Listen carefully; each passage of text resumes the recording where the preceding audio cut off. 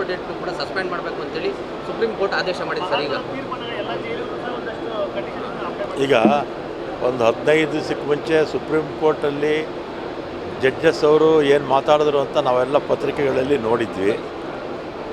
ಅದನ್ನು ನೋಡಿದ ಮೇಲೆ ರದ್ದು ಮಾಡ್ತಾರೆ ಅಂತಲೇ ನಮಗೂ ಕೂಡ ಅನಿಸಿತ್ತು. ತಪ್ಪು ಮಾಡಿದ್ದಾರೆ ಹೈಕೋರ್ಟು ಅಂತ ಸುಪ್ರೀಂ ಕೋರ್ಟ್ ಜಡ್ಜು ನೇರವಾಗಿ ಹೇಳಿದರು. ಇದು ಕೋರ್ಟ್ ತೀರ್ಮಾನ ಅಲ್ವಾ, ಅದ್ರ ಬಗ್ಗೆ ನಾವು ಹೆಚ್ಚು ಮಾತಾಡೋದು ಸೂಕ್ತ ಅಲ್ಲ.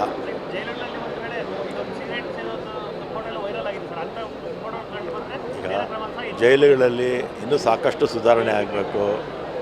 ಜೈಲುಗಳಲ್ಲಿ ಮೊಬೈಲಲ್ಲಿ ಫೋನ್ ಮಾತಾಡೋದು ಮತ್ತು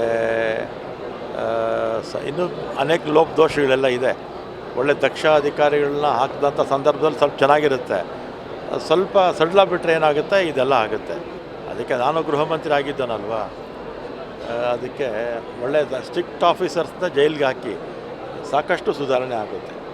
ನಾಳೆಯಿಂದ ಧಾರ್ಮಿಕ ದತ್ತಿ